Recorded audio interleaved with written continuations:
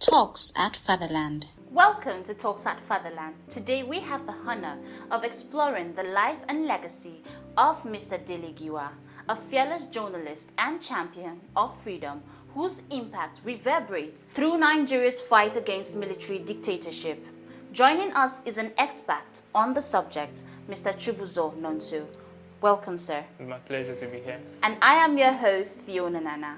Now, Mr. Chibuzo, how did Dele Giwa distinguish himself as a journalist?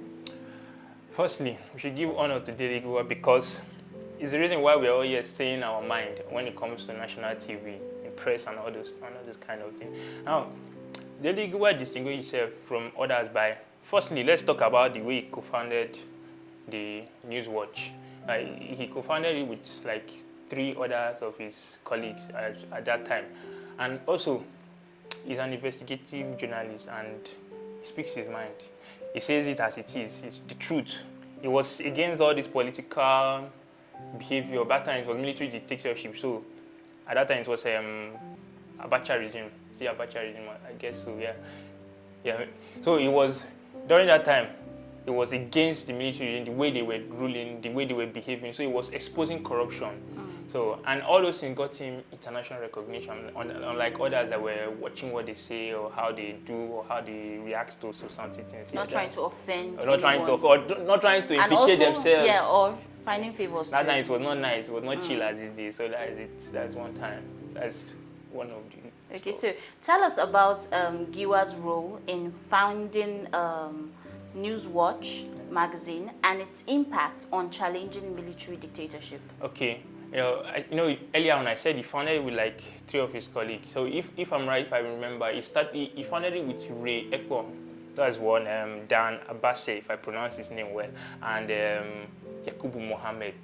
So those are his 3 colleagues that founded it with him. And he's an excellent writer and he's an investigative journalist. So you know what his magazine will do now, what we do that time. How it will cause trouble. It's a cause trouble. It's a trouble. So he was writing against government, against powerful people, against the way they were handling the country resources, the way they were doing things in the country. So he always go after the truth. So he investigates before it. He doesn't come up with stories and say, okay, the government is like this. So he was a good writer.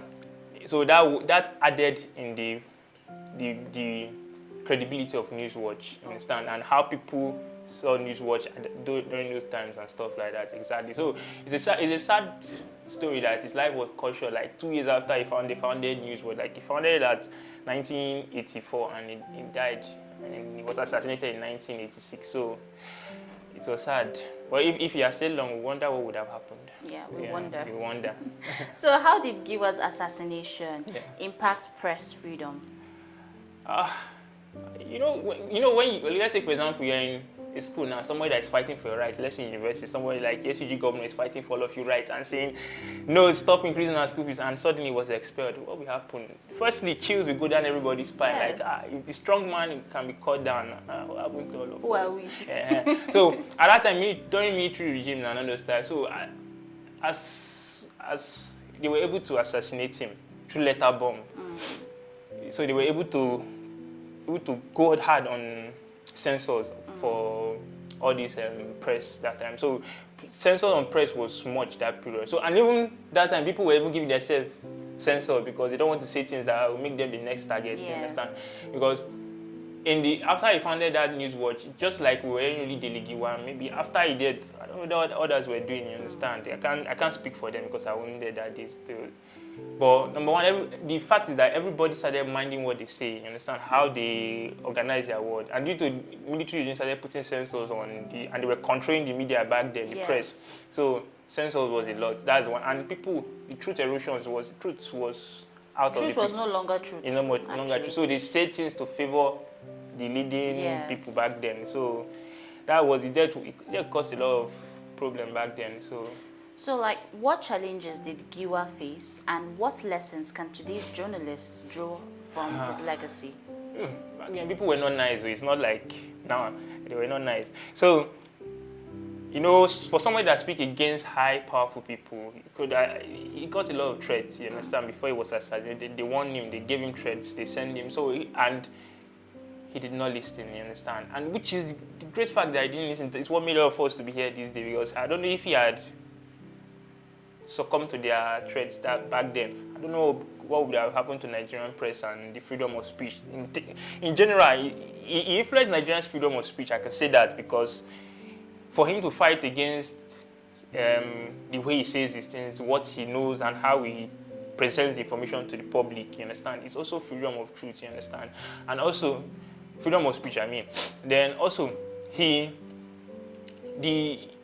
everybody can be like him a little bit, you understand? You see, somebody like El-Rufai, like, is it El-Rufai or Rufai? Yeah, Rufai, not El-Rufai. Is it El-Rufai is his name? Yes, El-Rufai. You see what that one is doing, you understand? So if people can be like that, if people can be like Dele Giwa, when you investigate before speaking, not just come out and say things because it seems to be true. You understand? He investigates. He goes to places that where the information is there, the source, you understand, and get the information. He finds the truth by hook or by crook. Yeah, anyhow, but he gets the truth. Yes. You understand? Once he gets the truth, he brings it to the public. You understand? So if people can adapt that into every aspect of Nigeria, not just media, not just press.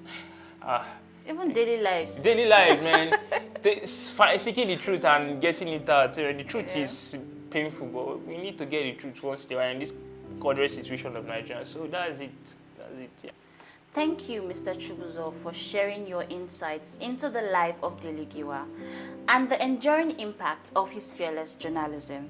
As we conclude this episode, let us all be inspired by the legacy of a man who, in the face of adversity, remained dedicated to the principles of press freedom and justice. Please continue to work with the Fatherland Foundation by making your donations. Click on the link below or visit fatherlandfoundation.org to make your donations. Till next time, I remain your host, FIONA NANNA. Bye for now. Talks at Fatherland.